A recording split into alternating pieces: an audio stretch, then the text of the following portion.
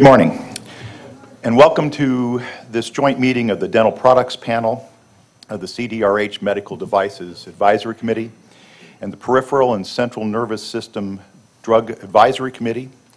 My name is Dr. Richard Burton. I'm the chairman of the Dental Products Panel and co-chair of this joint committee. I would like to call this meeting to order. The Executive Secretary will now make some introductory remarks.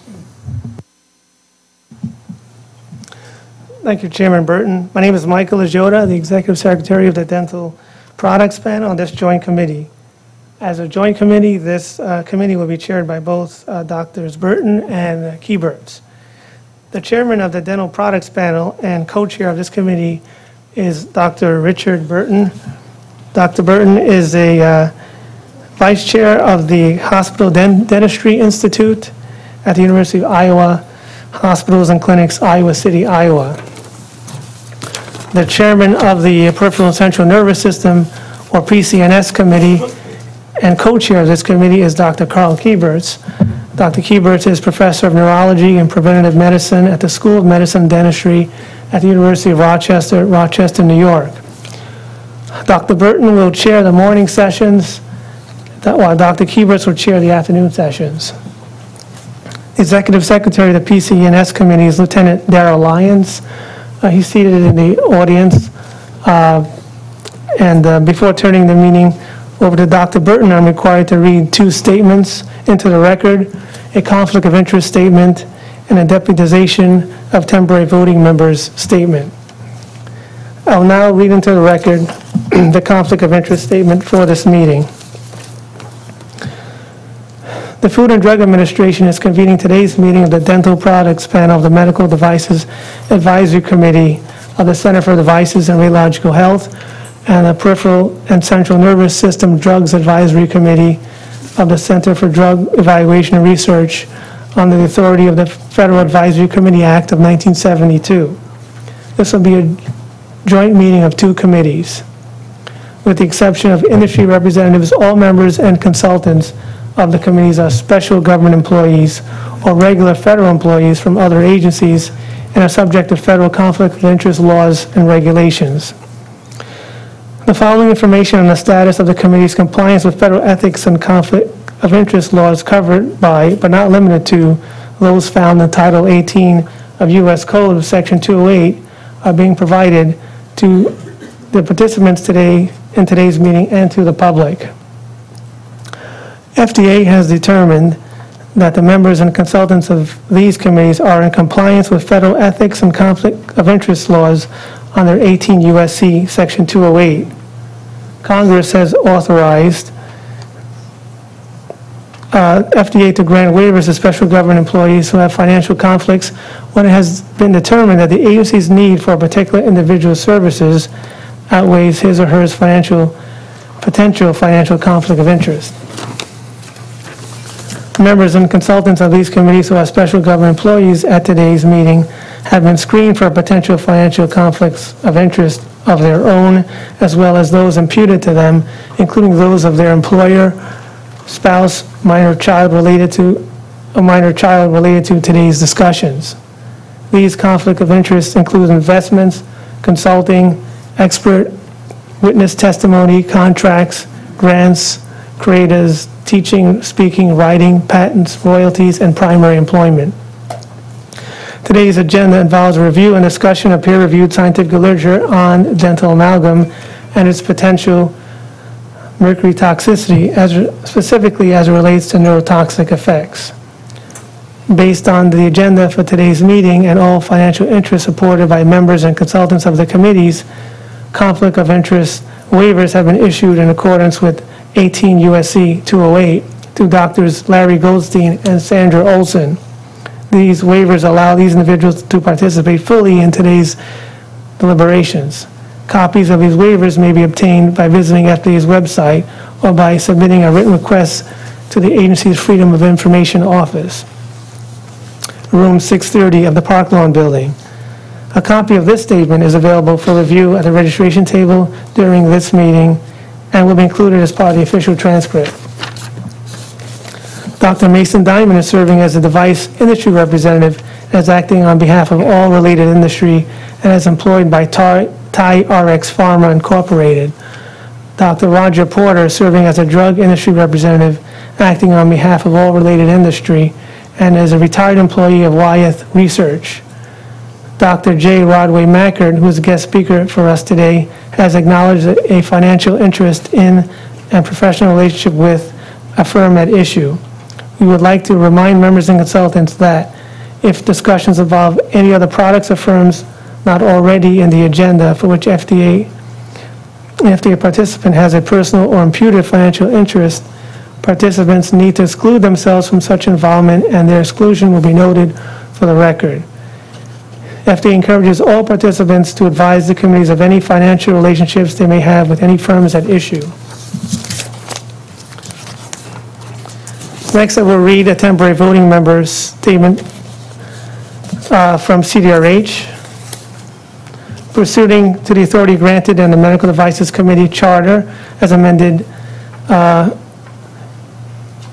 dated April 27, 1990, as amended April 20th, 1995, I appoint the following consultants as voting members of the Dental Products Panel for the joint meeting to be held on Wednesday, September 6th and Thursday, September 7th.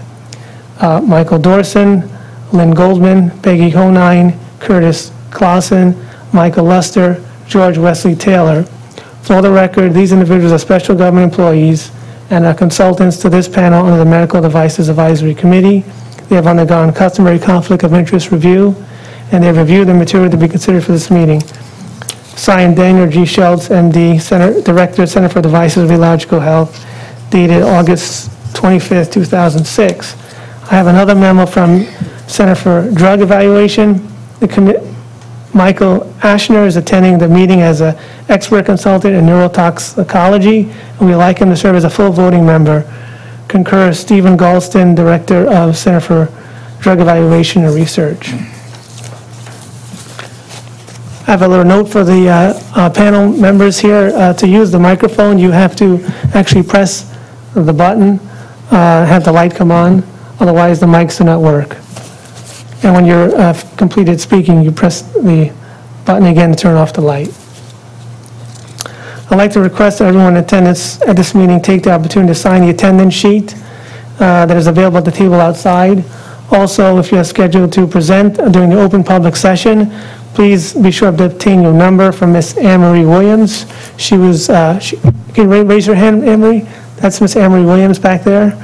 Okay. And please also silence your cell phone ringers and refrain from taking flash photography, as this can disrupt the meeting. Also, note not to disrupt the meeting for safety concerns, and for local codes, we are not allowing large signs in the rooms with sticks in the meeting room. The hotel has allowed a display area in the lobby.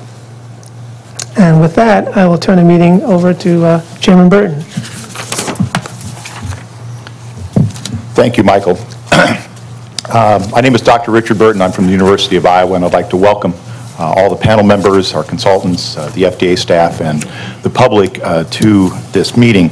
I'd like to start off by having each of the members of the two committees that we have present here, please just introduce yourself, stating your name, your area of expertise, position, title, the institution you're with, and again, your status on the committee, whether you're a voting member, industry, consumer, or patient representative or consultant. I'd start over here on the left, please. Thank you. Roger Porter, 20 years at NIH, 10 years at Wyeth, currently an adjunct professor of neurology at University of Pennsylvania and adjunct professor of pharmacology at the Uniformed Services University, non-voting pharma member. Dr. Mason Diamond, I'm with a company called Thai RX Pharma. I'm the Vice President of Clinical and Regulatory Affairs, over 20 years experience in clinical, academic, and product development. I am the non-voting industry representative to the Dental Products Panel. Dr. Michael Fleming, a private practitioner, Durham, North Carolina, for 28 years. I'm the consumer representative under the Dental Products Panel, non-voting member. Terry Cowley, co-founder and president of the TMJ Association, patient representative, non-voting. Michael Ashner. I'm a professor of pediatrics and pharmacology at Vanderbilt University Medical Center. My interest is in neurotoxicology. I'm a consultant to this committee. Curtis Clausen, professor at the University of Kansas Medical Center, Department of Pharmacology and Toxicology, and I'm a consultant to this committee. Matthew Rizzo, I'm a professor of neurology, engineering, and public policy at the University of Iowa, and I'm a voting member of the committee.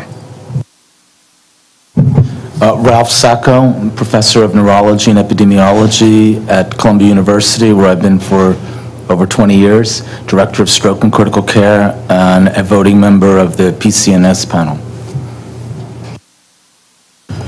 George Taylor, associate professor in epidemiology and dentistry at the University of Michigan. I'm a consultant to the panel.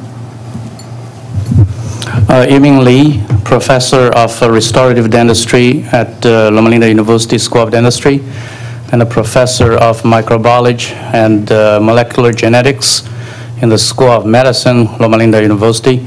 And I also serve as the director for Center for Dental Research at the university. My area of expertise is the biological property of biomaterials and dental materials. I'm a member of dental products panel. Sandy Olson, I'm a professor of clinical neurology at Northwestern University Medical School, where I've been for over 35 years. I'm a general neurologist, and I am a member of the Peripheral and Central Nervous System panel, advisory panel for the FDA, and I'm a voting member. Carl Kiebert, I'm a professor of neurology at the University of Rochester in Rochester, New York, and I'm the chair of the PCNS Advisory Committee. I'm Michael Hughes. I'm professor of biostatistics at Harvard University. I'm a member of the PCNS committee. Good morning. I'm Manwei Ng. I'm a pediatric dentist, and I'm also the chief of the Department of Dentistry at Children's Hospital Boston. My interests are in early childhood caries and public health.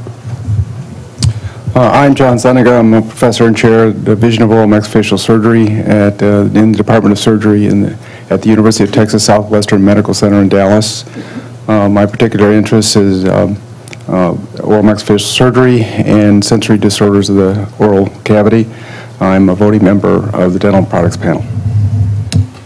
And I'm Larry Goldstein. I'm professor of medicine, Division of Neurology at Duke University, where I've been also for over 20 years. I'm also director of the Duke Stroke Center, and I'm a voting member from the PCNS panel. Dominic Zero, I'm a professor and chair, Department of Preventive and Community Dentistry at Indiana University School of Dentistry. I also serve as the Associate Dean for Research there and the Director of the Oral Health Research Institute. My main interest is in the prevention of dental caries, and I'm a voting member of the Dental Products Panel. I'm Lynn Goldman. I'm a pediatrician and professor of environmental health sciences at the Johns Hopkins Bloomberg School of Public Health, and I'm a consultant to the committees. Mike Dorson, I'm a toxicologist with a nonprofit group, Toxicology Excellence for Risk Assessment, where I serve as its director for the last 12 years. Prior to that, 15 years with US EPA. My specialty is risk assessment, specifically non-cancer. I'm Dr. William O'Brien, professor of biomaterials at the University of Michigan in Ann Arbor, and my interest is in biomaterials, and I'm a voting member of the dental panel. Good morning, Solomon Amal from Boston University. I'm professor of periodontology and oral biology, and I serve also as a associate dean of research at Boston University. 15 years of experience in host response and inflammation, and I serve as a voting member in the dental product panel. I'm Mike Lester. I'm chief of the toxicology and molecular biology branch at NIOSH, which is under CDC. My expertise is in toxicology, particularly immunotoxicology and risk assessment, and I'm a consultant. I'm Margaret Honane. I'm an epidemiologist with the Division of Birth Defects and Developmental Disabilities at the Centers for Disease Control and Prevention.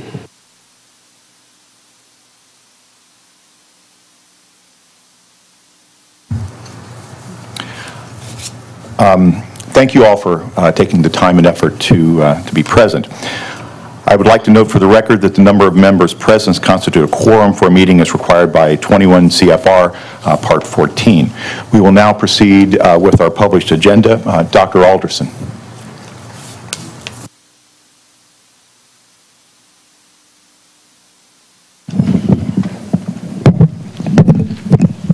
Thank you, Mr. Chair, and good morning, panel members. I want to thank you in advance, the two committees, for their work today and tomorrow in helping us evaluate the potential health risks from mercury in dental amalgam. I also wish to welcome the members of the public, consumers, patients, healthcare providers who have joined us today. One committee chaired by Dr. Burton is the Dental Products Panel of the Medical Device Advisory Committee of the Center for Devices and Radiological Health. The second committee, chaired by Dr. Kuberts, is the Peripheral and Central Nervous System Drug Advisory Committee for the Center for Drugs and Research. Together, these two committees form the Joint Advisory Committee for this meeting. The Joint Committee will be co-chaired by the chairs of these two committees. To aid in our considerations of some of the key science issues raised during public comment on the proposed rule on dental amalgam, we are holding this Joint Advisory Committee meeting to review the draft FDA white paper reviewing the peer-reviewed scientific literature on the safety of mercury in amounts released from dental amalgams fillings. The draft white paper was prepared by the FDA's National Center for Toxicological Research located at Jefferson, Arkansas, and is intended to cover the literature published since the last review of this subject by the U.S. Public Health Service in 1997. NCTR provides research support to FDA's product centers and has recognized expertise in risk assessment. We have provided the draft FDA white paper to the committee members, and we've also provided them copies of the questions we want them to deliberate. We posted these materials on our website last week, and copies are also available here. As I said earlier, the primary purpose of this Joint Advisory Committee meeting is to provide a peer review of the draft FDA white paper, which summarizes and interprets recent peer-reviewed scientific literature about possible health effects of exposure to amalgams containing mercury and assesses whether this research merits change to the conclusions based on earlier risk assessments. It has been 9 years since we released the last update on the issue of dental amalgam. Several well-conducted studies have been published since then. Therefore, it is appropriate to conduct this review to ensure that we have considered all of the relevant scientific information. In addition, this meeting gives us an additional opportunity to receive public comment on the issue of whether significant new and valid scientific information has arisen since our last review on this subject in 1997. Public comment is important to FDA because it gives us a chance to hear directly from all affected parties about their views on the issue at hand. Practical considerations, however, limit the time we can allocate to public comment at this meeting. We have many public speakers registered to speak today and tomorrow, and after consulting with the chairs, we have allocated an equal amount of time to each presenter. If there are additional information that anyone would like to submit to us on this issue, Please submit it to the public docket we open to accommodate any written comments. We will review all submissions to the docket to evaluate evidence that contributes to our decision on the issues raised in the Federal Register notice. Other comments we have recently received on dental amalgam will also be placed in the public docket. As part of the program today, Dr. Mackert will provide information on the use of dental amalgams and other restorative materials. Following Dr. Mackert will be Ms. Rosecrans, who is the head of the FDA's Device 510K program. She will provide an overview of the device classification and regulation process, which may be unfamiliar to many of our panel members and speakers. As other countries also regulate dental amalgam under different legal provisions, we wanted you to hear their approaches to regulation and the scientific basis for their decisions. Dr. Kahn, who is the Dental Advisor, Medical Devices Bureau, Health Canada, and Dr. Philipson, Director of Medical Devices, Medical Products Agency in Sweden, will address the regulation of dental amalgam in their respective countries. We appreciate their participation in this meeting. Their presentations will be followed by Dr. Kennedy from the FDA's Office of Science, who will provide background information about evaluations of the risk of dental amalgam conducted by the federal public health agencies prior to 1997. The agenda for late this morning until tomorrow morning is an open public meeting. This is the opportunity for the public to provide information to the Joint Committee on the objective of this meeting. We are honored to have Congressman Diane Watson be our lead speaker for the public session immediately after lunch today. Following the end of the time allocated for public speakers tomorrow morning, Dr. Slicker and Paul will present the FDA white paper evaluating the scientific literature on dental amalgam since 1997. The rest of the meeting will feature a discussion by you, our distinguished panel of experts, and your answers to our questions provided by FDA. We want an independent evaluation of whether we have identified and properly assessed the relevant scientific literature on the potential for health risk from dental amalgam. After this meeting, the next steps depend on what you, the Joint Committee, gives us and your response to our questions.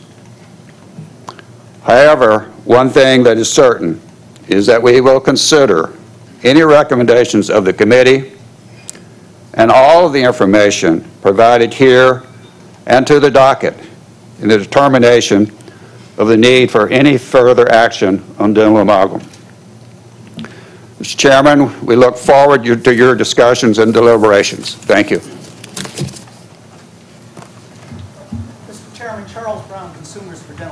I'm sorry. I'm sorry, could you, there'll be an open comment period later this morning. But we didn't, no notice was given to comment on the proposed FDA rule of 2002, and he said there's... Well, we will deal with that when we get to the open portion of this. This is not the public hearing section. Please take your seat, okay, sir, but Mr. Brown. not in the... It has been duly noted. Thank you very much. In returning to our agenda, the next item is the presentation by Dr. J. Rodney Mackert, Professor of the Medical College of Georgia, on dental amalgam and other restorative materials. Dr. Mackert.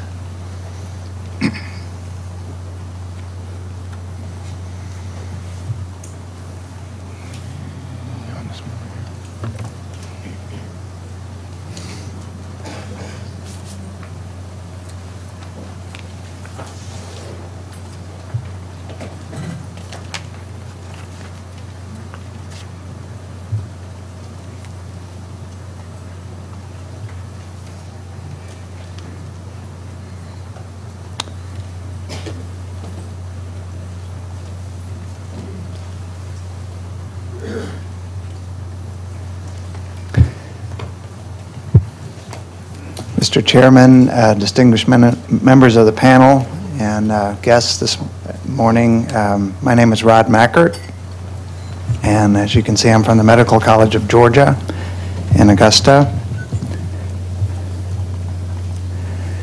I realize that many of the members of the panel have no dental background or have familiarity with dentistry as patients, and I just wanted to try and go over some of the aspects of dental amalgam as used by dentists.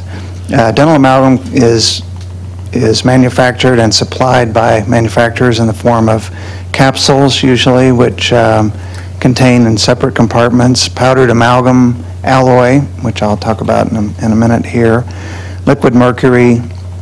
Some are manually activated and others are self-activated, and they usually have a pestle that aids in the mixing of these materials.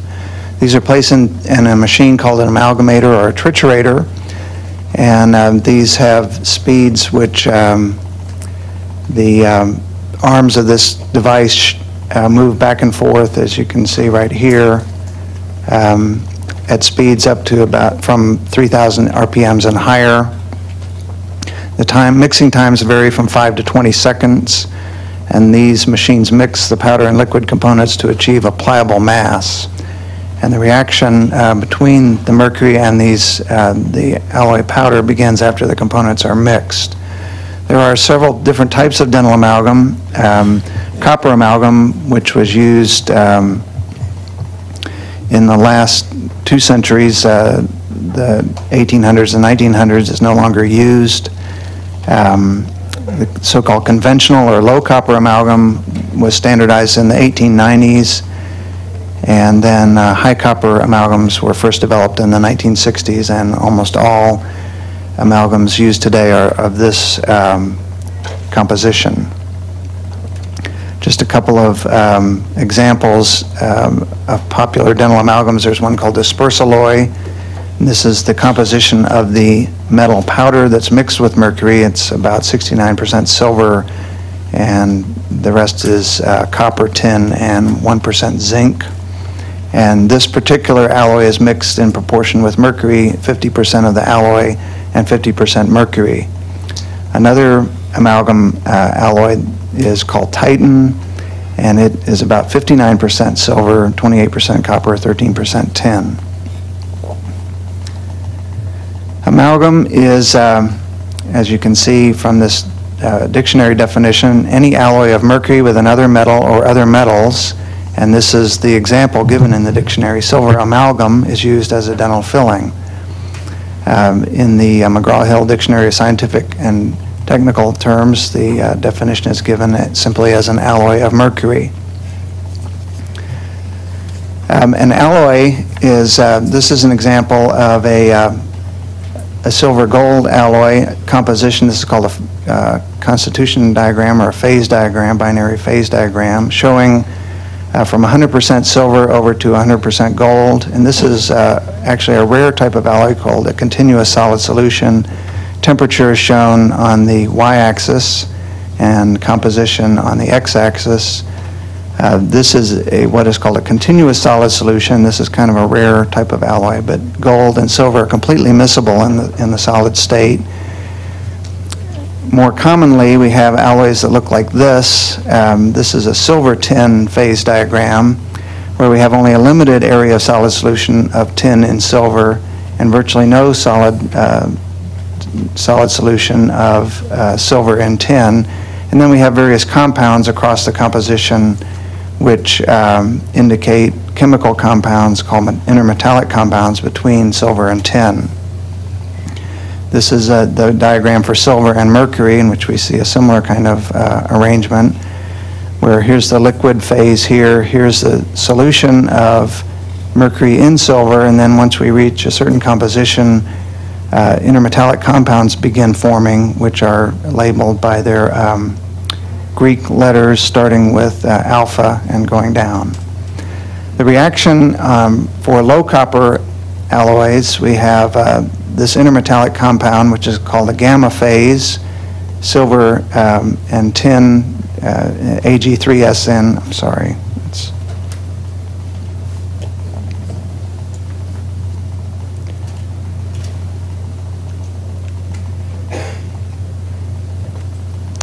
Okay, silver, the gamma phase Ag3SN reacts with mercury to form several intermetallic compounds, which cause the amalgam to set into a hard material.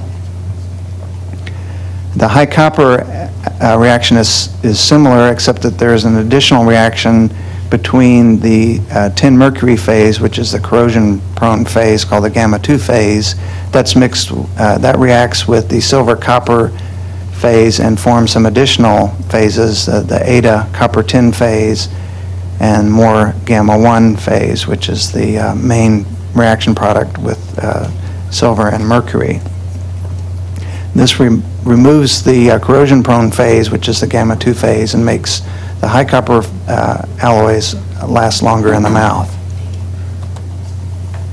So in summary, the powder is a silver tin copper alloy with other elements depending on brand. The liquid is elemental mercury, and these react together to form intermetallic compounds, including primarily the gamma 1 phase, which is Ag2Hg3, and there is no free elemental mercury remaining in set dental amalgam.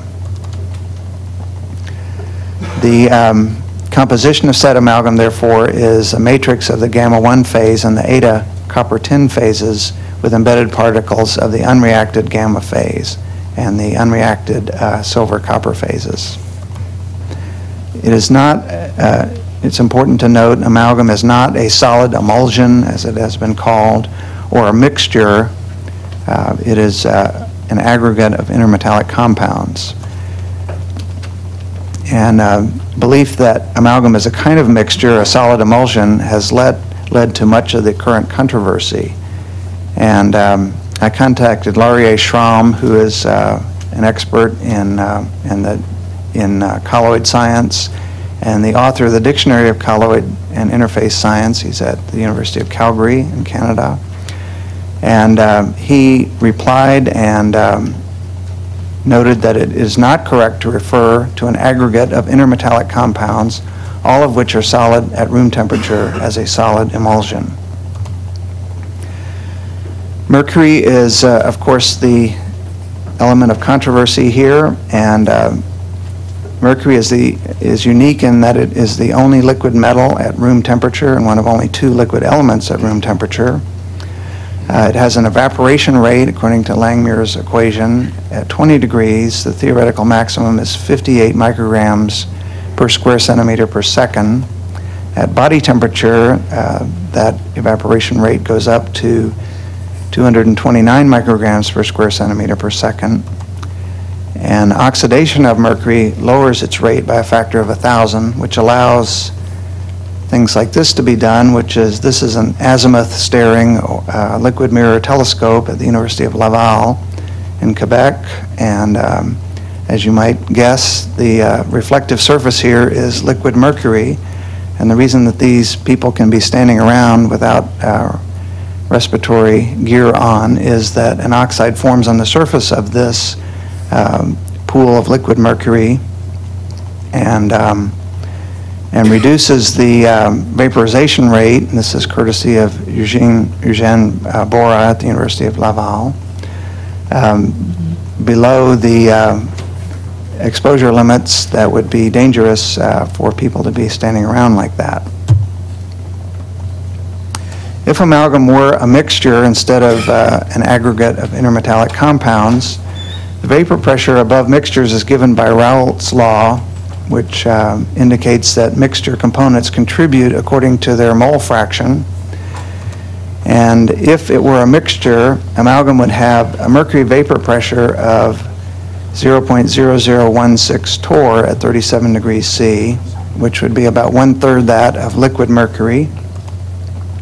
At this vapor pressure, amalgam would emit mercury at a rate of 76 micrograms per square centimeter per second, according to Langmuir's equation. In fact, however, measured as vaporization rates from amalgam are only on the order of 0.027 nanograms per square centimeter. That should be -2 per second. And the average vaporization rate over a 24-hour period measured in humans is 0.048 nanograms per square centimeter per second. The evaporation rate of mercury from amalgam is over 4 million times lower than that from unoxidized liquid mercury. The evaporation rate predicted from Langmuir's equation, assuming amalgam is a mixture, would be 76 micrograms per square centimeter per second. And the measured vaporization rate, as I've stated, is 0.048 nanograms per square centimeter per second, which is over 1.6 million times lower than the predicted, assuming amalgam is merely a mixture. Because amalgam contains mercury, people have been concerned ever since the 1830s when amalgam was first used about escape of mercury from set amalgam. In 1957, Frickholm studied the release of mercury from amalgam, and including in animal studies, and he found no detectable mercury in organs of animals after 9 weeks after placement. Carl Savary, the late Carl Savary et al. at Iowa, in 1972 measured mercury vapor release during setting of amalgam, and they found after 400 minutes that there was no detectable release of mercury from amalgam. However, in 1972, that same year, John McNerney et al. Developed a mercury vapor detector, which was much more sensitive than the current technology at that time. And as a result, also at Iowa, Gay, Cox, and Reinhardt in 1979 first demonstrated the release of mercury from set amalgam. This was published in The Lancet in 1979. And that sparked the current controversy. Here's the paper in Science, John McNerney et al. With the mercury vapor detector based on Gulf films. And that became the Jerome mercury vapor detector manufactured by the Arizona Instrument Corporation. This instrument is designed to measure mercury vapor where room volume is much larger than sample volume. Differences in sampling volumes and flow rates must be taken into account if it's used in a method otherwise than the way it's designed to be used, or gross errors will result. And this is just a schematic showing how the Jerome instrument is designed to be used. A 250 milliliter sample volume is collected in a room that, in this example, has a mercury vapor concentration of 32 micrograms per cubic meter. And as the instrument is turned on and draws in that volume over a 20-second period, then the instrument registers the same reading as what is present in the room. Similarly, if a human being is in that room and inhales in a 2.5-second period, which, assuming a respiration rate of 12 breaths per minute, inhalation would be half of that 5-second breath cycle. And so the inspiratory volume being 500 milliliters, that person would inhale the air with that same concentration of 32 micrograms per cubic meter.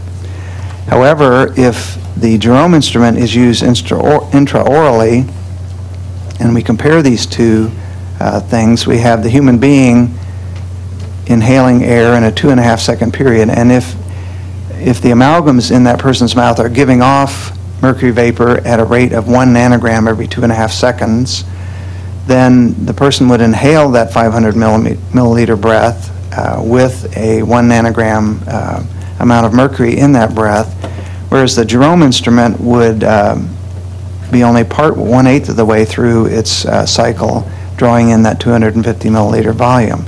And so as that continues for the 20-second period that it takes to draw that 250 milliliter volume into the instrument, mercury vapor continues to be emitted from the fillings during that period. So by the time we reach 20 seconds, there are 8 nanograms of mercury in that 250 milliliter volume.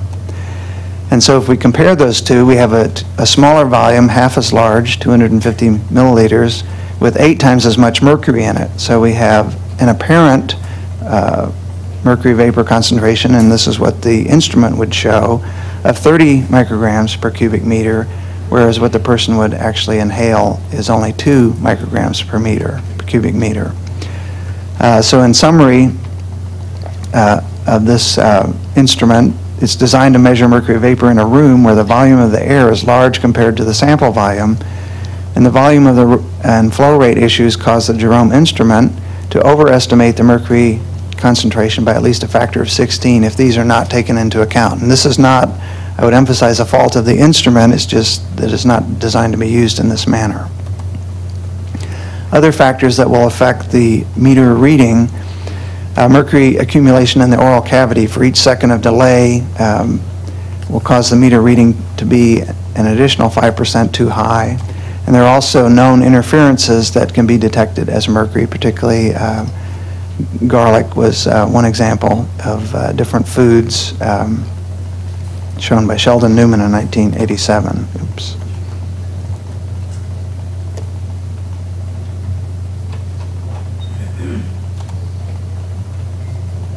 Okay, alternatives to amalgam.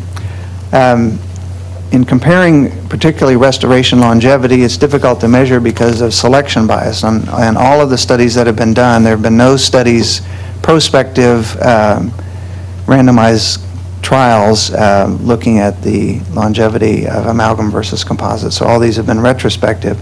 There's a selection bias just because people will assume that a certain type of restoration should go in a particular tooth based on its size and other factors. So these have to be taken into account as we look at these retrospective studies. These almost always suffer from effects of selection. Another problem with retrospective studies is that often only failed restorations are analyzed. I'm sorry, I keep hitting.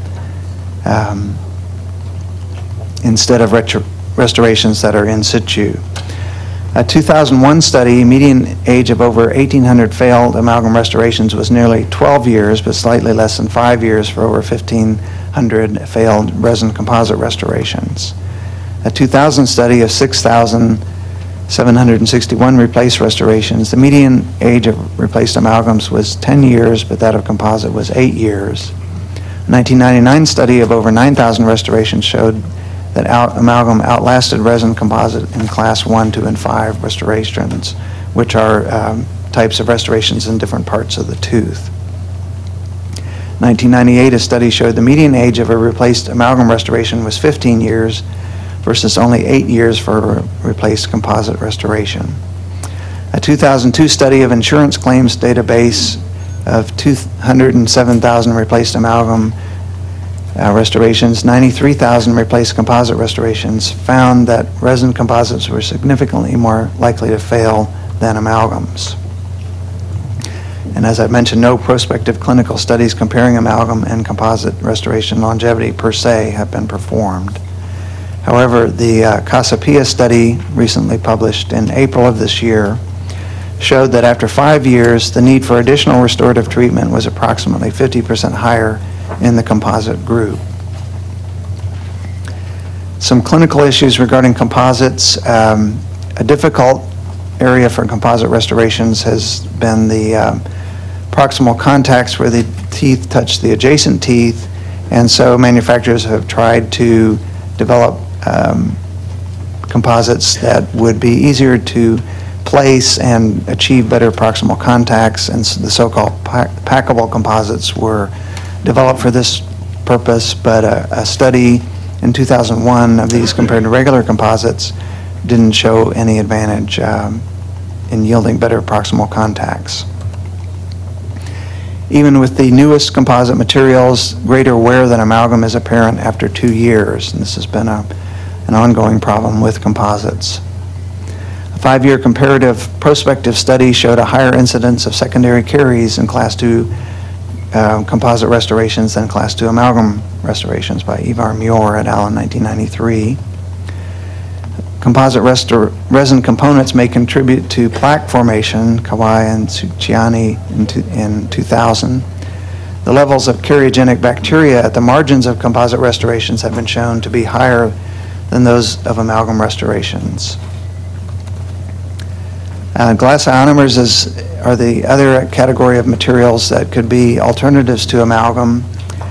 These are made with fluoride containing glass and have been thought to inhibit formation of recurrent decay around fillings, but this has been a theoretical concept and has not really been demonstrated clinically. And in spite of the fluoride release which occurs from glass ionomer restoration, studies have shown that the leading cause of failure of glass ionomer restorations is secondary caries. And no preventive effect was exerted in vivo from the glass ionomer to protect the adjacent enamel wall from secondary caries attack. There are some biological risks of composites. The estrogenicity issue has been debated for the last 10 years or so, and the debate is ongoing about that because there are other components besides bisphenol A which show estrogenicity in composite materials. Cytotoxicity and other effects. Allergenicity is also an issue with composites. Patients are slightly more likely to be allergic to one or more resin components than to mercury.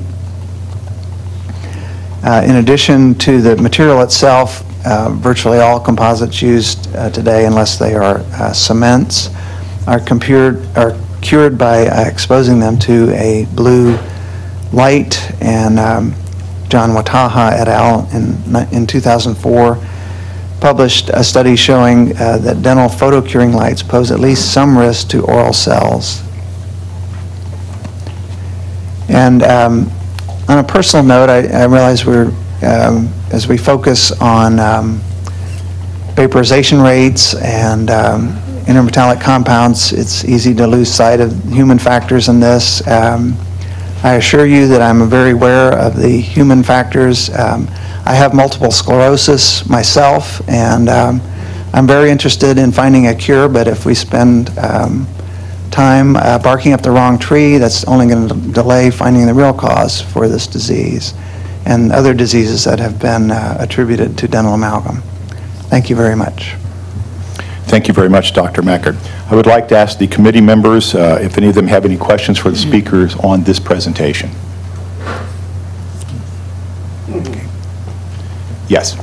Yes, Dr. O'Brien, University of Michigan. That was an excellent presentation, and I wonder if there's a copy of it in the folder that was handed out, and if we could get a copy of it. I will give a copy to Mr. Ajoda, and he can make that available to you. Thank you very much, Dr. Mackert. Okay, thank you. We will move on to our next speaker, which is Ms. Heather Rosecrans, who will be, is a section chief for the 510K program operations staff here at CDRH, and she'll be talking on an overview of device classifications under the FFD and C Act. Ms. Rosecrans.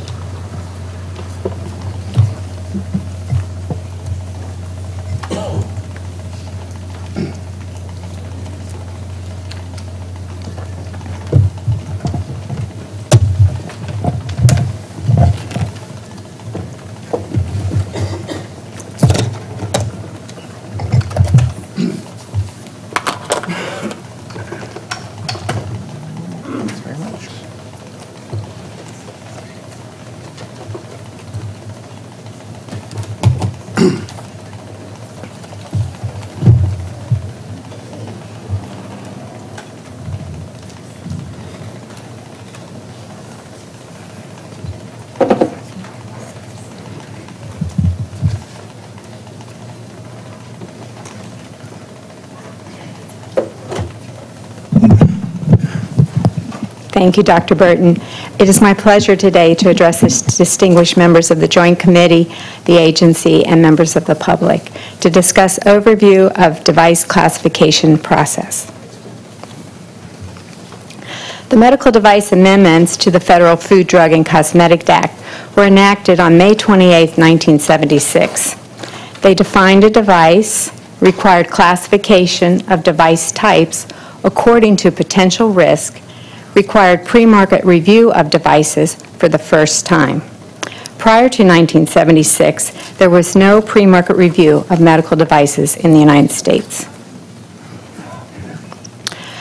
The Act divided the arena of medical devices into two categories: the pre-amendment devices, those that were legally marketed prior to May 28, 1976, the date of the enactment of the medical device amendments. Those devices are called grandfathered devices if they were legally marketed. And the post-amendment devices, those that were to come to market after May 28, 1976, they all required pre-market review unless they were exempt by regulation. The pre-amendment devices, again, those devices on the market prior to May 28, 1976, are grandfathered devices for purposes of pre-market review. They serve as predicate devices for the post-amendment, those new devices, after May 28, 1976. The pre-amendment devices can remain on the market unless legal action is taken to remove them or unless classified into Class 3 through our rulemaking process, and FDA has issued a regulation requiring pre-market approval applications for these device types. Pre-amendment devices include dental mercury, amalgam alloy, and encapsulated amalgam. Post-amendment devices, again, are those introduced into commercial or wish to be introduced into commercial distribution after May 28, 1976. They require pre-market review.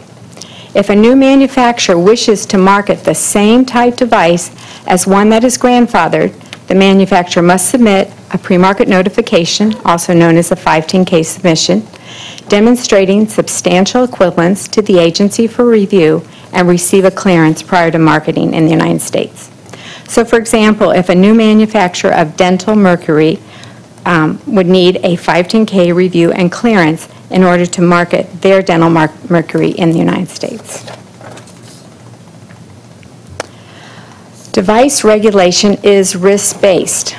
Section 513A2 of the Act requires FDA to determine safety and effectiveness of a device by weighing any probable benefit to the health from the use of the device against any probable risk of injury or illness from the use. Classification of devices is risk-based under the Act. There are three regulatory classes, that is the level of control based on risk necessary to provide reasonable assurance of safety and effectiveness of a device type in the United States. These three classes are Class 1, general controls, Class 2, general controls and special controls, and Class 3, general controls along with pre-market approval. Now, Class 1 is our lower risk category of device. In order to provide reasonable assurance for the device types, reasonable assurance of safety and effectiveness is provided, again, as we said, through general controls. Some examples of Class 1 type devices that are exempt from 510K requirements would be toothbrushes and liquid bandages as a skin protectant over a stump. On the other hand, a Class 1 type device that would require 510K review and clearance are liquid bandages on open burns and wounds. Class 2 devices, again, our intermediate level of risk, include devices such as most anesthesia equipment, dialysis equipment, and even though these devices are for high-risk situations, the devices are well understood and reasonable assurance of safety and effectiveness can be provided at the Class 2 level with special controls. Class 3 devices, again, are our highest risk category. Pre-market approval is required and include devices such as drug-eluting stents for coronary artery disease and implanted nerve stimulators for Parkinson's disease. So let me go over the description of the classes. Again, Class 1 are devices for which general controls alone are sufficient to provide reasonable assurance of safety and effectiveness. General controls include prohibition against misbranding, and an example of misbranding would be if a device were labeled for an indication for use that had not been cleared by FDA and the firm was marketing it in that manner. For example, if a dental restorative material was advertised for preventing dental caries and FDA has not cleared such a device, that device would be misbranded. It also, general controls controls also include prohibitions against adulteration. An example of an adulterated device would be one that was cleared for marketing to be sold sterile. There was a problem with the manufacturing process, and it's manufactured in a non-sterile manner and introduced into commerce. That would be an adulterated device. Another general control are pre-market notification, the 510K pre-market review requirements, are good manufacturing practices, adverse event reporting, and repair, replacement, and refund. Class 2 devices, again, are devices which cannot be classified into Class 1 because general controls by themselves are insufficient to provide reasonable assurance of safety and effectiveness, but for which there is sufficient information to establish performance standards, or after 1990, special controls to provide such assurance. Special controls include performance standards, national or international consensus standards recognized by rulemaking. Now, prior to 1990, we only had performance standards, mandatory performance standards for our Class 2 type devices. After the Safe Medical Devices Amendments in 1990, the Act expanded to add additional special controls. These include voluntary standards, guidance documents, post-market surveillance, patient registries, and other actions the agency decides are necessary to provide reasonable assurance of safety and effectiveness for a device type. Lastly, Class 3 devices are devices for which insufficient information exists to determine that general and special controls are sufficient to provide reasonable assurance of the safety and effectiveness of the device type. Such devices are life-sustaining or life-supporting, are of substantial importance in preventing impairment of human health, and present potential unreasonable risk of illness or injury. Again, some examples of a Class 3 type device are the drug-eluting stents for coronary artery disease or TMJ implants to reconstruct the jaw joint. The regulatory class determines the type of pre-market submission submitted to the agency. Class 1 devices are exempt from pre-market review, that's the 510K review process, unless a 510K is required by regulation. All Class 2 type devices require a 510K unless they are specifically exempt from 510K requirements by regulation.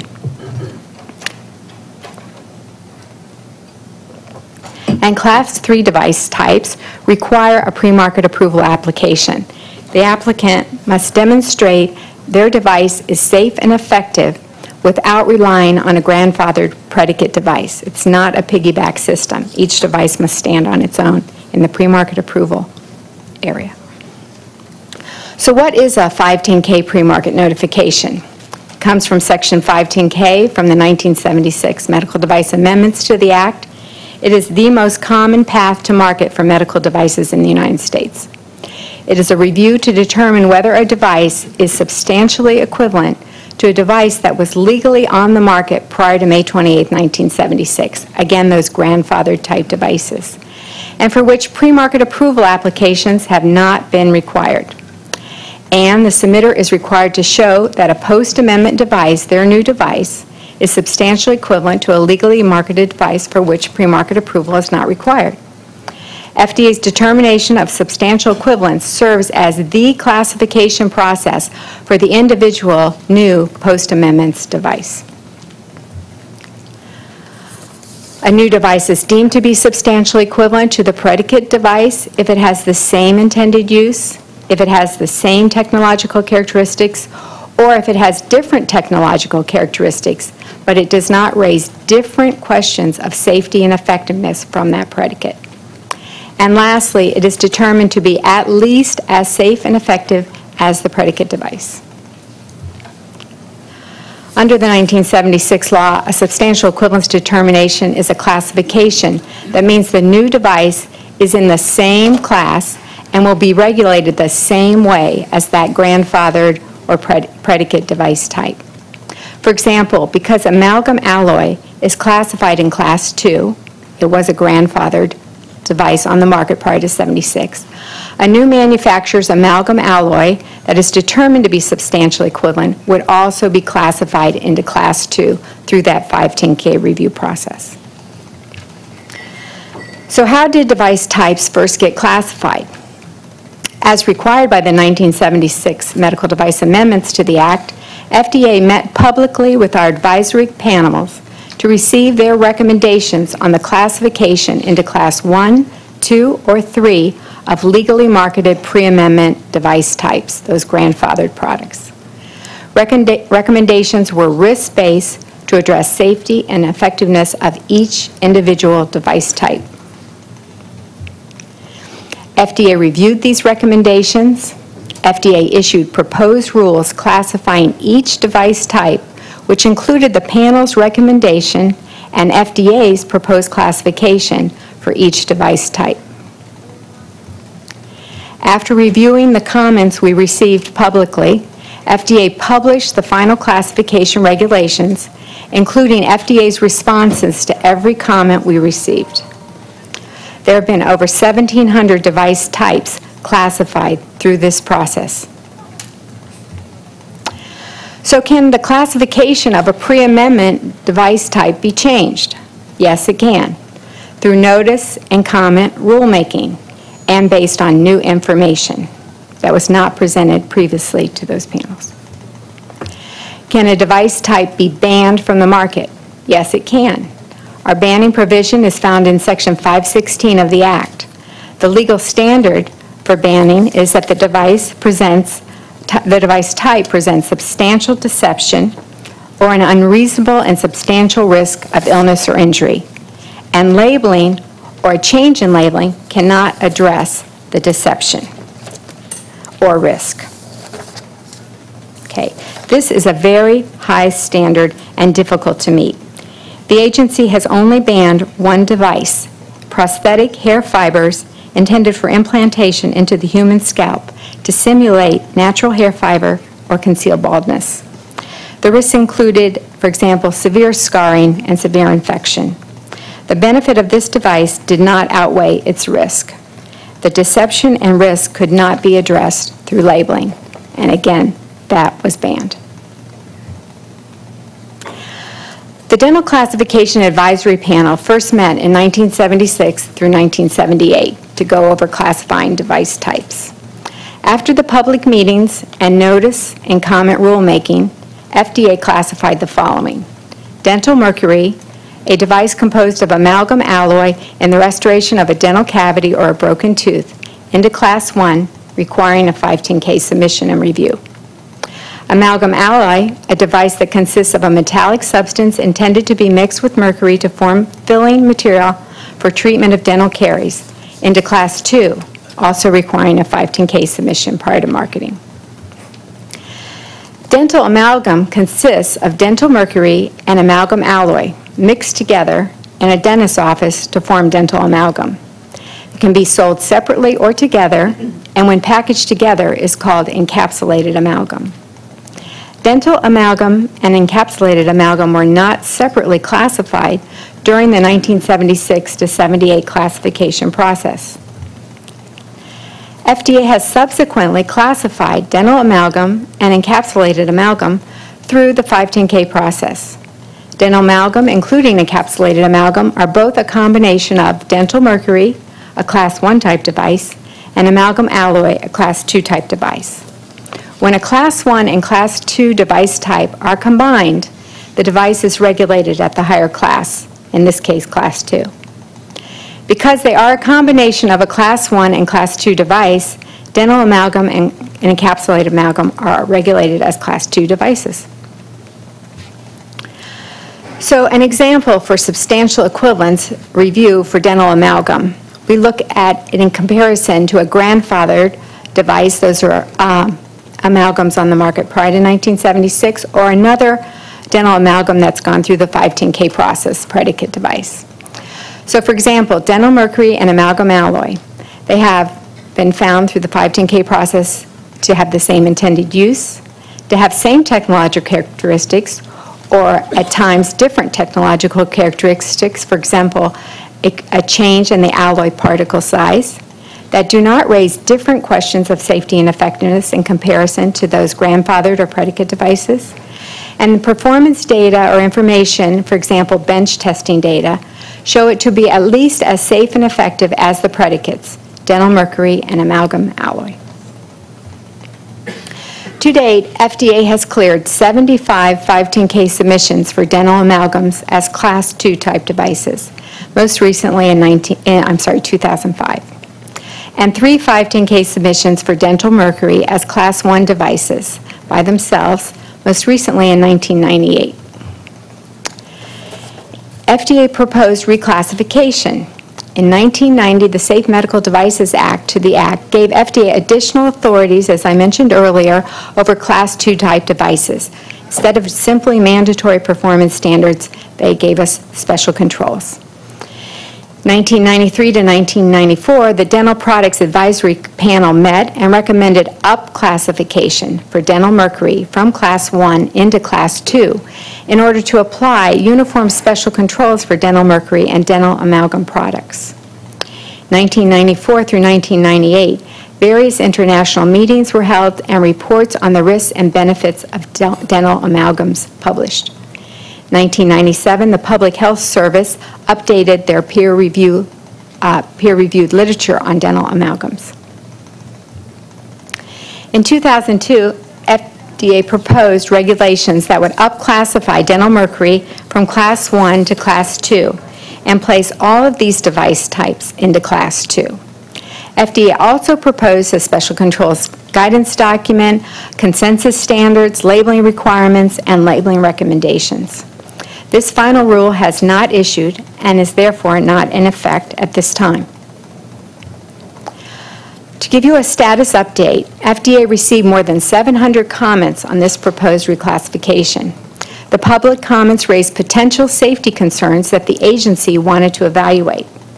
FDA performed a new literature review. It had been 9 years since the last Public Health Service review. A draft of this white paper on the literature review will be presented to the panel at this meeting. I thank you for your time. Thank you very much for your presentation. Again, I would like to ask the committee members if they have any questions for the speaker on this presentation. Yes.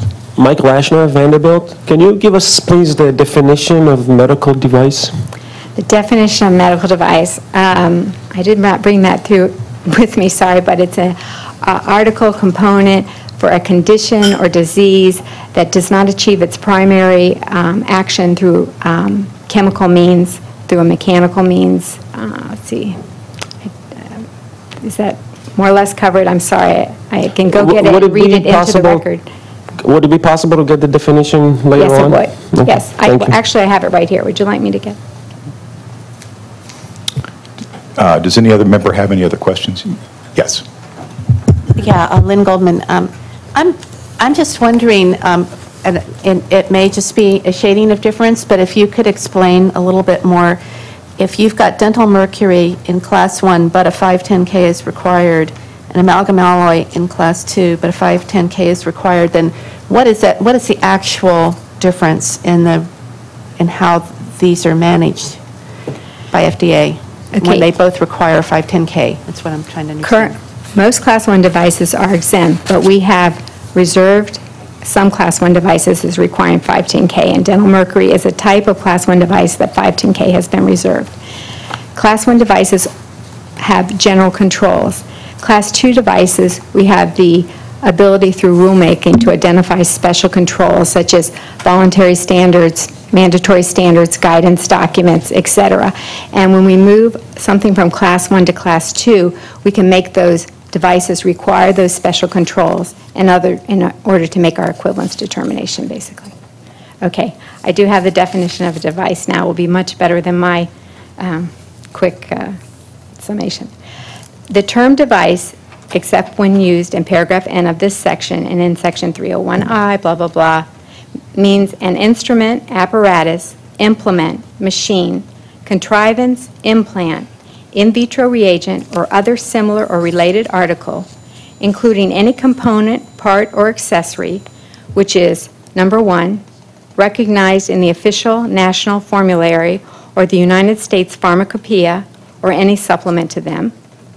2, intended for use in the diagnosis of disease or other conditions, or in the cure, mitigation, treatment, or prevention of disease in man or other animals, or 3, intended to affect the structure or any function of the body of man or other animals in which does not achieve its primary intended purposes through chemical action within or on the body of man or other animals, and which is not dependent upon being metabolized for the achievement of its primary intended purposes.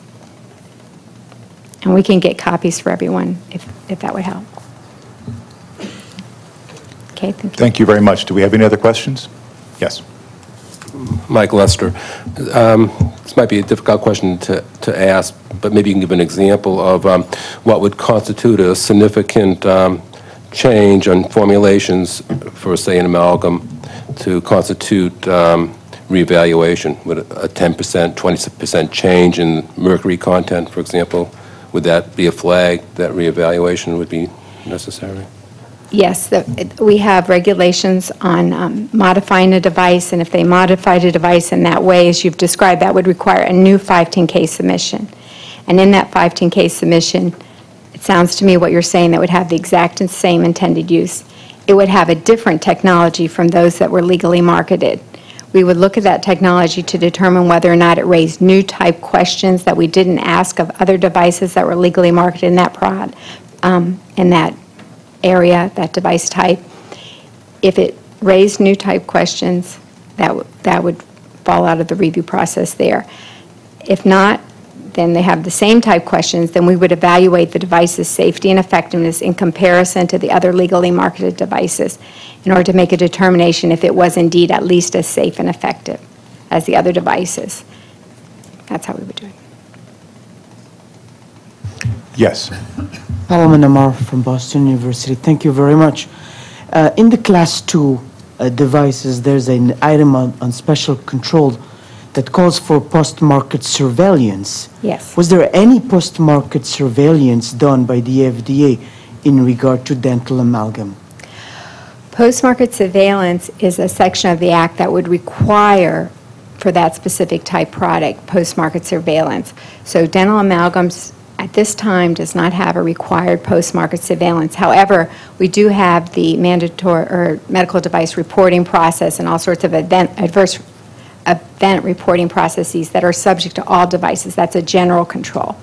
But there's not a specific post-market surveillance required for mercury amalgams or mercury or dental amalgams. Even after the upgrade from Class 1 to Class 2? We propose going from Class 1 to Class 2, but it has not been finalized, and that's one reason we're having the meeting here today, to listen to the science. So we did propose that up classification, but until it would come through rulemaking and be a final rule, it's not in effect at this time.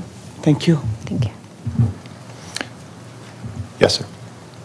Dr. Mike Fleming, I wanted to ask you, what would be the effect of amalgam being classified as Class 3? In other words, what would that mean in terms of controls?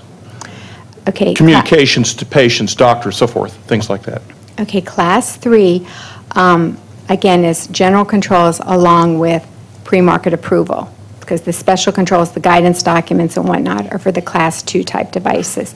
So if we were to place the device type into Class 3, we would have to issue a proposed rule, moving it to Class 3, receive public comments, and then publish a final rule determining whether it should be moved to 3 or not. There would be a final rule, and every comment would be addressed through that rulemaking process.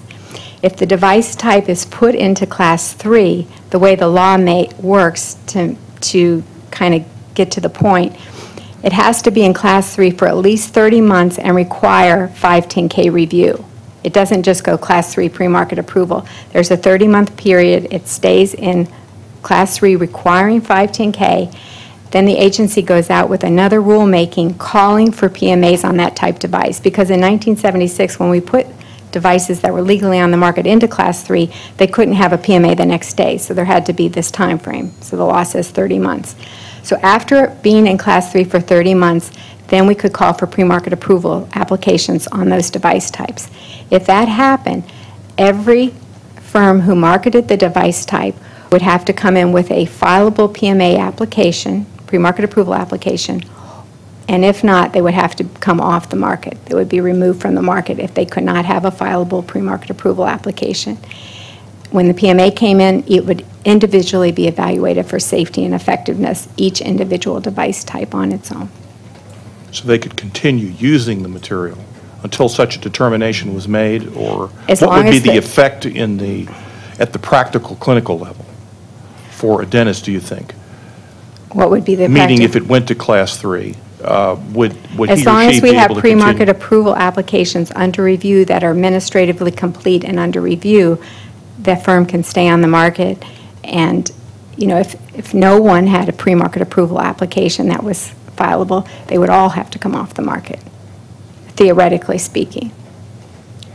But as long as they're under review, they would continue on the market, and each one would, if they were denied, then they would have to come off the market during the pre-market approval application. If it were denied, then that firm would have to discontinue marketing, if that were ever to happen. Thank you. Yes. Margaret Honane, can you just clarify what the obstacles are to moving dental mercury from Class 1 to Class 2, the time period that's elapsed since it was a proposed rule? I don't know if I would to categorize as an obstacle, but again, we met with the panel. We received a recommendation to move it to Class 2. I can maybe go back to the slide, and maybe that would help. Again, the dental mercury was placed into Class 1 going way back to the recommendations from the mid-1970s. In 1990, we had additional authorities given to us under the new law. Besides mandatory performance standards, we had these various other controls we could use for a Class 2 type device. The panel met and recommended they would like to use these controls, and they recommended to FDA that dental mercury move to Class 2. FDA concurred with this recommendation from the panel. We proposed that in the Federal Register. You can see the various other meetings. In 2002, we proposed that in the Federal Register, and we identified the controls as a guidance document, consensus standards, labeling requirements, and labeling recommendations.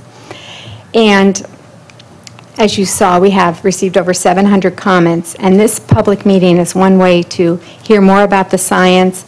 The public comments raised potential safety concerns that we wanted to evaluate, and that's one reason we're here today. So right now, that regulation is not in effect. It's just a proposal that we had issued at that time. Any other questions? Thank you again very much for your presentation. We're moving to our next presenter, which is Dr. Arthur Kahn from the Dental Advisor from Health Canada, who will be speaking on the scientific basis for the regulation of dental amalgam in Canada. Dr. Kahn.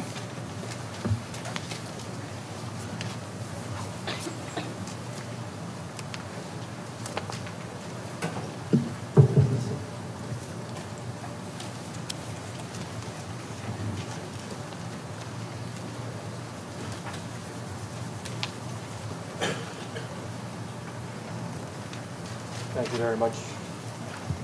Thank you, Mr. Chairman. And let me say it's a pleasure to be here, to be invited to make a presentation to the FDA and also to participate. I expect this will be a very informative 2 days, and Health Canada appreciates the opportunity to be here. Is that any better? Yes. Good. The subject this morning is the scientific basis for Canada's regulation of dental amalgam. And I thought before specifically referring to dental amalgam, I'd set a scene for the regulatory framework, where dental amalgam fits in Canada's regulatory framework, and then we can apply some of that information directly to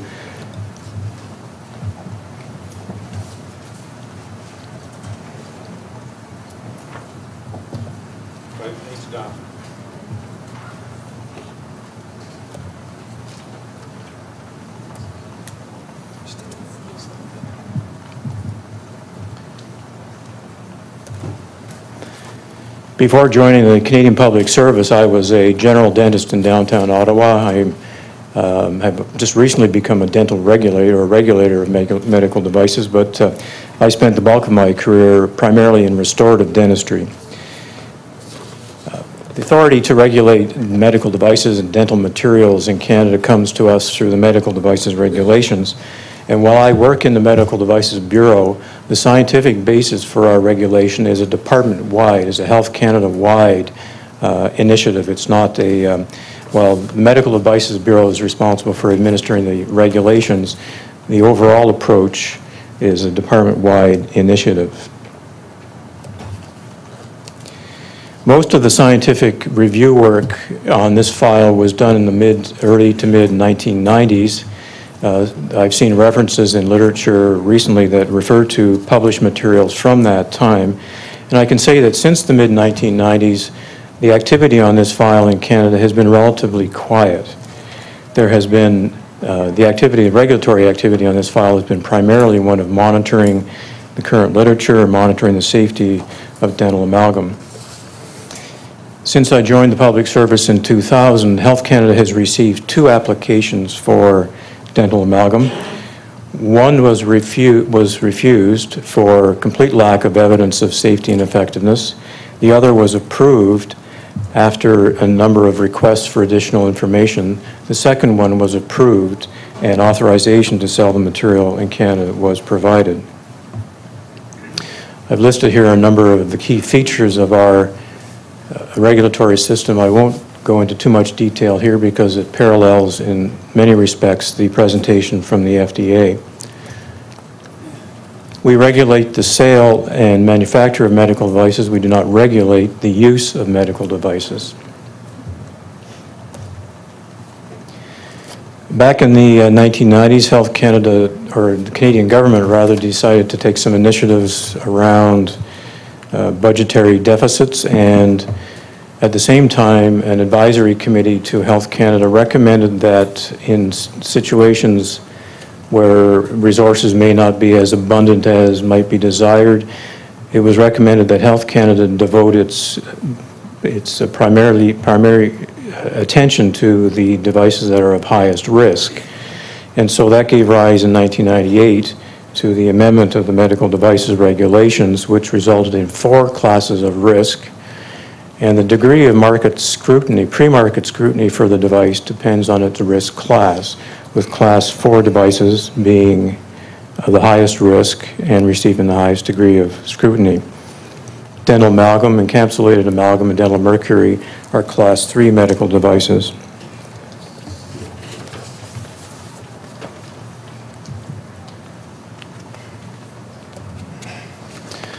Examples of some class 4 devices: cardiovascular and central nervous system devices. And class 3 devices, dental amalgam, as I said, endosseous dental implants, and ceramic bone void fillers. I won't spend too much time on these particular issues.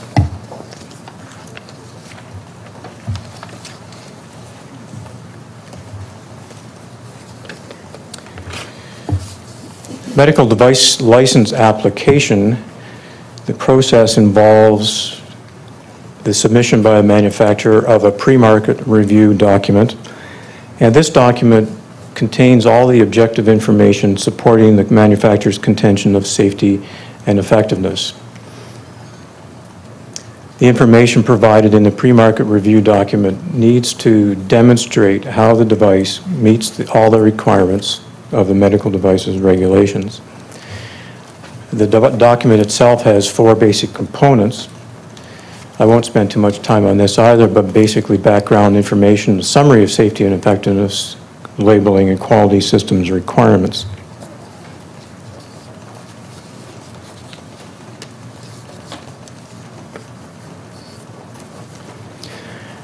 Interest in the background information section is the chemical composition and the physical mechanical properties of the device, and this particularly applies to dental restorative materials. Marketing history can be of some persuasion if the device has enjoyed a long marketing history in another jurisdiction with a relatively low or a low rate of incident reports, and that would be taken into account as well.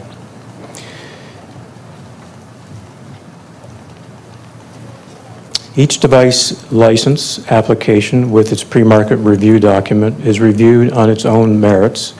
And from what I understand of the 510 review process down here in the United States, this may be where we slightly differ. We do not place quite as much emphasis on a direct comparison to currently licensed products.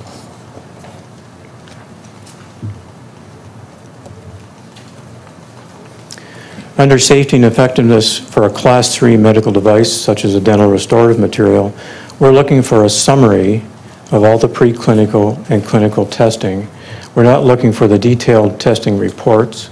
We're looking for a summary of the clinical and preclinical testing. We're also looking for the conclusions that the manufacturer has drawn from that testing.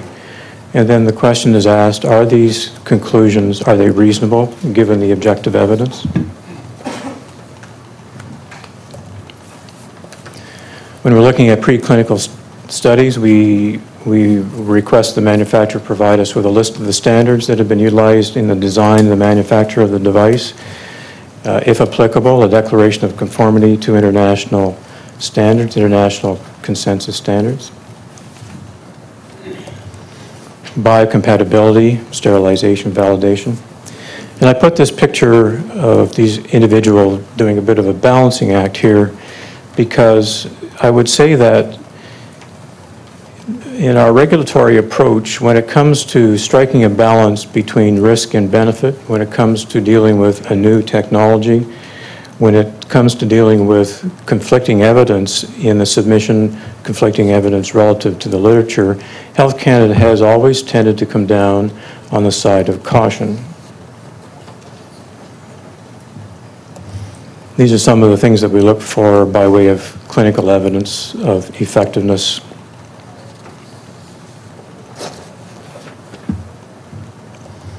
And again, we ask ourselves, are the manufacturer's conclusions from the testing that has been conducted, are they reasonable? Are they consistent with the evidence? Are there internal discrepancies? Are they in compliance with the Health Canada's understanding of the literature at the present time?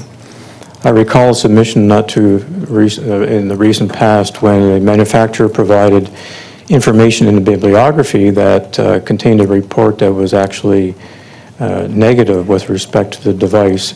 In that situation, the manufacturer was asked to explain the contradiction and to offer up evidence as to why that contradiction did not impact negatively on the safety and effectiveness. In labeling, we're looking for the administrative details with respect to the product. And one thing I might note is that in Canada, we do not require a description, a complete description of the chemical composition of the material to be placed in the labeling. Our quality systems process is a little bit different from the process down here in the United States. We have a series of auditors that have been accredited by the Standards Council of Canada, and these auditors assure that manufacturers' quality management systems are in compliance with ISO 13485. So just to summarize safety and effectiveness at Health Canada, I would say it really is a blend between the pre-market review of objective evidence, post-market surveillance, adverse reactions, problem reports, recall reports, and the third element being the management of quality systems as audited by independent auditors. So now I'll just shift for a moment specifically to dental amalgam. And as I said at the outset, most of the work on this file was done about 10 years ago. And to date, there really have been, there's been very little regulatory activity, and we are not currently experiencing any, initiating any action similar to what the FDA has put in place 2 or 3 years ago. The monitoring of the safety and effectiveness of dental amalgam takes place in the Medical Devices Bureau, of course, but it also takes place with a department-wide task force that's comprised of experts from a wide variety of expertise. Health Canada does not at the moment have a guidance document or policy on dental restorative materials. This means that manufacturers are required to provide evidence themselves as to the safety and effectiveness of a device. We do not have a guidance document at this moment. We rely instead on conformity with international consensus standards. We want to know exactly what the chemical composition of the material is. We rely on the physical mechanical properties to ensure that they are adequate for the intended use. We look for evidence by way of conformity to standards and validation of mercury vapor escape during amalgamation, evidence of biocompatibility. Historically, there are a number of events, if you like, that I would just like to draw to your attention that have that might be considered to be Health Canada's position on the regulation of dental amalgam. In 1996, late 1995 and 1996, a stakeholder committee was convened to advise Health Canada. That resulted in the publishing in 1996 of a position paper on the safety of dental amalgam. In 1998, amalgam, along with all other dental restorative materials, again became subject to pre-market review as a Class 3 medical device. And just recently, the Mercury Issues Task Group at Health Canada has published this document, Mercury, Your Health and the Environment, a resource tool. The Stakeholder Review Committee had wide representation. It had representation from the dental industry, from consumer health advocates, dentists favoring amalgam-free practice, environmental advocates. Consensus on this committee was something of a challenge for the chairperson to come to consensus on this. There were, in the executive summary of this report, they talk about there being really two extremes of views between those that felt that amalgam was a material that simply should be banned outright right now. On the other end of the pole was a group that felt that there is absolutely no problem with this material. It's been available for 150 years. We need to stop wasting time and money studying this. Let's adjourn right now. And of course, the majority of the members of this committee fell somewhere in between. I would say, though, that if you're looking at that wide spectrum between those two extreme views, that the panel, the committee tended to come down more on the cautious side of the middle as opposed to the less cautious side. That's just a general observation. That committee made 8 recommendations to Health Canada. And those recommendations were later reviewed and resulted in the publication of the 1996 position paper. I think what I might do at this point is read one of the recommendations from that Stakeholder Review Committee, recommendation number 4, that states, although there is no evidence that dental amalgam contributes to immunological, neurological, or kidney disease in human populations, there is some evidence that mercury exposure from all sources is of more significance to individuals whose problems with those problems than to the general population. Dentists and physicians should be aware of these concerns in their choice of dental materials for these patients.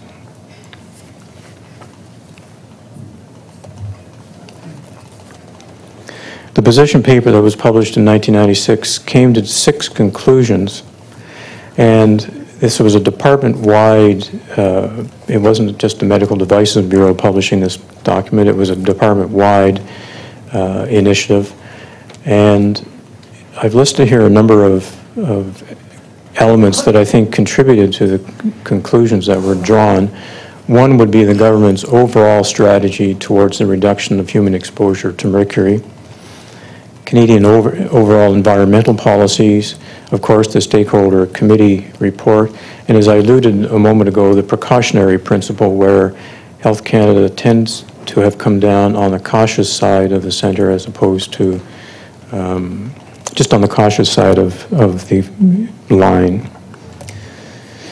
The first 2 conclusions are written here.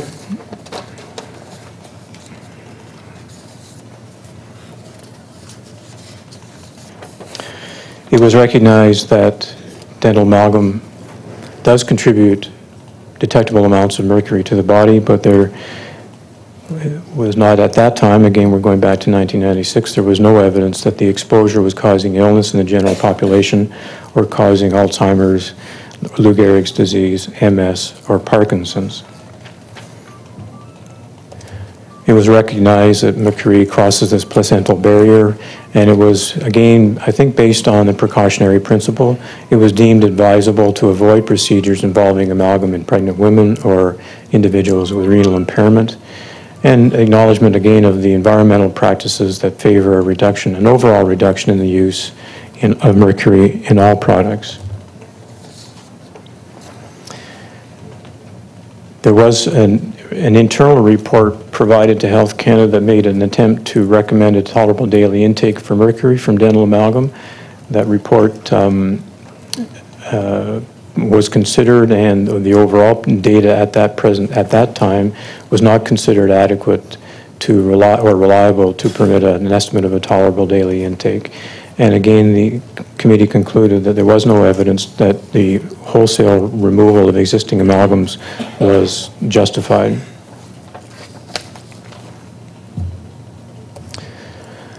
So that was the position in 1996, and I've stated here that the Health Canada has more or less retained that recommendation from 1996. It's retained the recommendations, and it's also modified them to some extent by the efforts of the Mercury Issues Task Group, which is a department-wide organization or group in Canada, Health Canada, and that committee has membership from a wide variety of disciplines: biology, toxicology, epidemiology, and until just recent, dentistry and medical devices.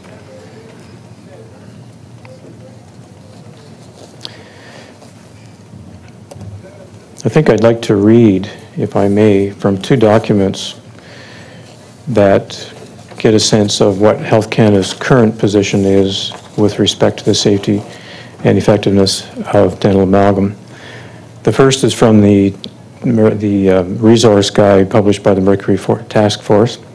The question is presented in a question and answer format, and the question is, should I avoid mercury amalgam fillings? And again, I think this would be considered to be Health Canada's position on safety of dental amalgam. Current evidence does not indicate that dental amalgam is causing illness in the general population. However, it is generally a good idea to reduce mercury if this can be achieved at a reasonable cost and without other adverse effects. Health Canada recommends non-mercury filling materials be considered for restoring the primary teeth of children where the mechanical properties of the material are suitable. Pregnant women and people who have allergic hypersensitivity to mercury or who have impaired kidney function should avoid the use of dental amalgam fillings.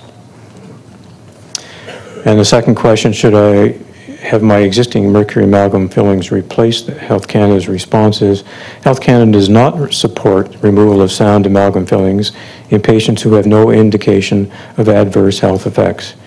Patients who have developed hypersensitivity to amalgam should replace existing mercury amalgam fillings with another material if their physician recommends this. And another document that is publicly available on the Health Canada website, the document is called It's Your Health. It's a Health Canada initiative, deals with a number of health issues. And that document states that pregnant women, let me begin again. It states that elemental mercury from dental fillings doesn't generally pose a health risk. There is, however, a fairly small number of people who are hypersensitive to mercury.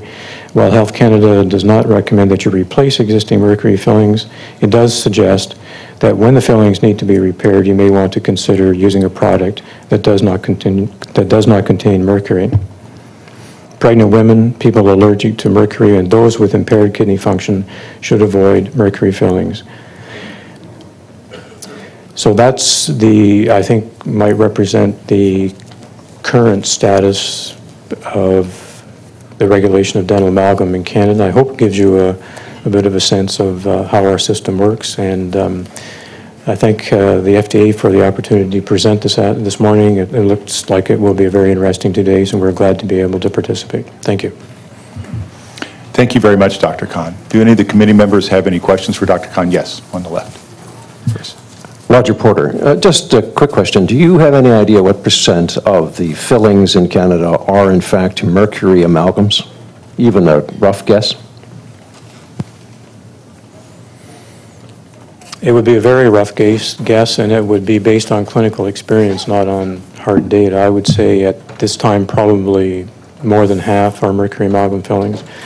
The regulatory activity, as I mentioned, has been very, very limited. We are experiencing the same decrease in dental amalgam usage in Canada as is happening in the United States. The usage of dental amalgam seems to be reducing. I don't have the market statistics, but I do know that the activity is reducing.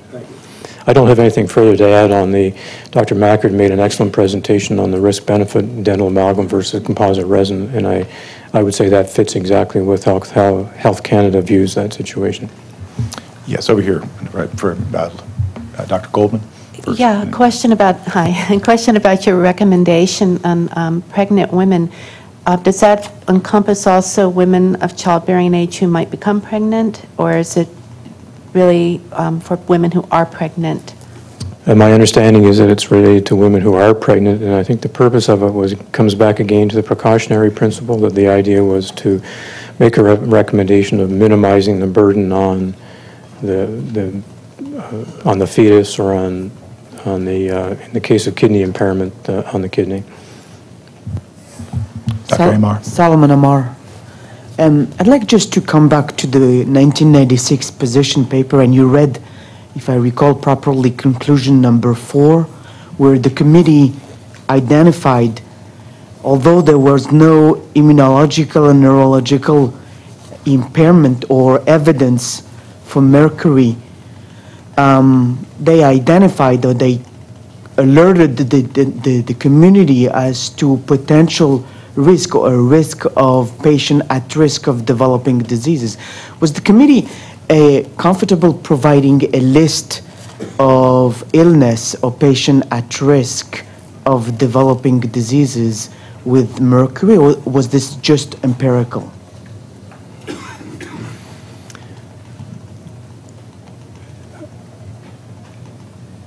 I would say it was,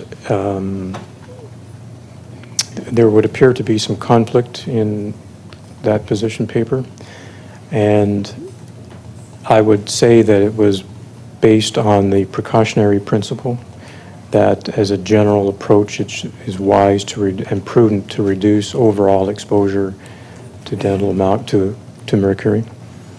I'm not sure I'm getting the exact question that you want. What I'm trying to see if we can come up with, and that's interesting to identify patient at risks and alert the community, but I wanted to be able to identify this patient at risk population so that we could be more preemptive towards that. Although the evidence, in my opinion, doesn't exist, but at least if we can come down and filter through this population and say, this population or the population at risk, including these illnesses, should be or should avoid amalgams. I don't think the stakeholder committee or Health Canada in its further deliberations went to that extent of identifying classes of patients at risk. I think if, when you look at the regulation of dental amalgam in Canada, the scientific basis of the regulation of dental amalgam does not contain any contraindications, for example. The labeling, there are no requirements in our labeling that any specific patient group be contraindicated. I come back again to what, again, this is historical information. I'm very recently on this file, and my understanding of that information, it was based primarily on the precautionary principle, as opposed to we know that there is a specific risk associated with a specific group of patients. I'm not sure that evidence was actually put together in that way. Does that answer your question? Thank you. You're welcome. Yes, Ms. Cowley. In following up on Dr. Amar's concern, I too felt that there was a statement saying that there are certain people who should not have amalgams. Also, you alluded to allergy to mercury. And how do we know we're allergic to mercury? Are there certain tests that are done in advance of getting an amalgam filling? And also, would you tell me what the indications of hypersensitivity to amalgam are and how do they manifest?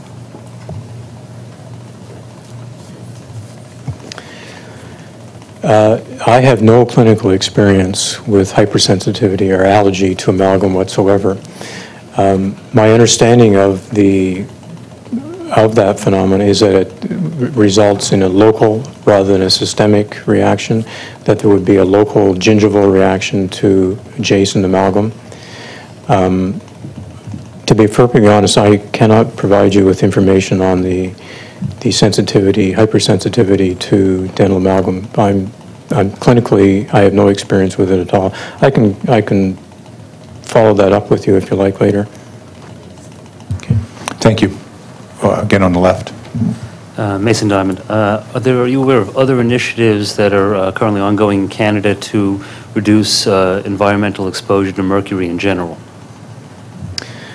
The ministers of health of the provinces have a Canada-wide standard on managing amalgam waste from the dental offices, and there has been some progress. The majority of dental offices in Canada now are equipped with amalgam separators that conform to international standards and that are required by regulation in the provinces. And so that is an initiative that is being, in terms of amalgam waste, that Health Canada has been very active in.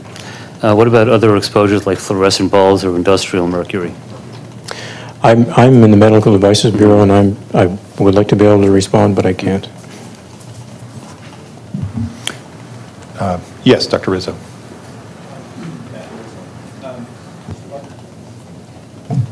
Matt Rizzo. You mentioned for the purposes of devices that you hadn't established a tolerable level for mercury exposure. Were you able to define an intolerable level? No. So any level doesn't matter, they're all the same? No. Thank you. Again on the left. Yes, thank you. George Taylor. Thank you, Dr. Kahn. Did you mention any post-market surveillance that you were now doing with dental amalgams in Canada? I'm sorry, what's the question? Did you mention any post-market surveillance with mercury exposure related to dental amalgam or with dental amalgams? Our regulatory system requires mandatory problem reporting, and that constitutes post-market surveillance. As I mentioned, the materials that are available for sale in Canada right now have been for sale for a long time. There are no new products with the exception of the one that I mentioned. And so there are no requirements that manufacturers conduct post-market surveillance of a Class 3 medical device. There are no requirements. The requirements are mandatory problem reporting, but in terms of a formal post-market study, there are no requirements to do that. Thank you very much for your presentation, Dr. Yes, I'm sorry. Dr. Zuniga. John Zuniga. How does the Health Canada administer the regulation that you stipulated that the information for specific risk populations gets that information? Is that regulated at the federal level? Is that regulated in the office? How is that transfers to that risk factor group? Regulation of dental practice in Canada is a provincial matter.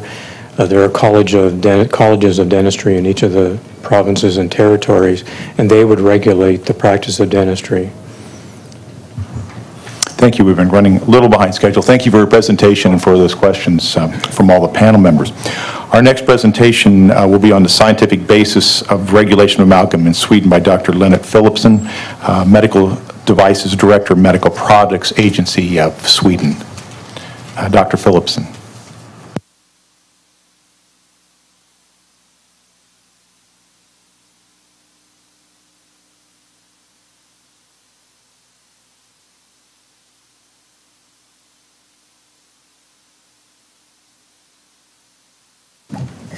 Switching computers all the time here.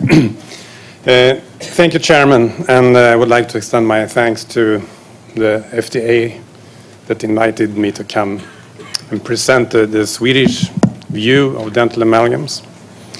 And good morning to all of you that have to watch my back. I'm sorry for that, but that's the way it's arranged.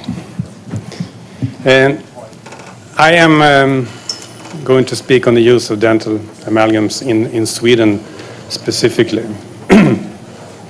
And I'm working as a director for medical devices at the Medical Products Agency in Sweden.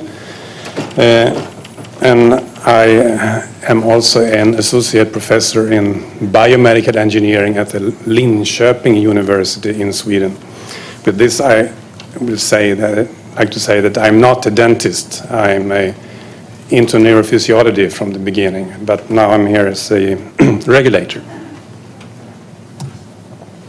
So what I would like to present to you is a short regulatory background, because the regulatory system in Europe, Sweden is part of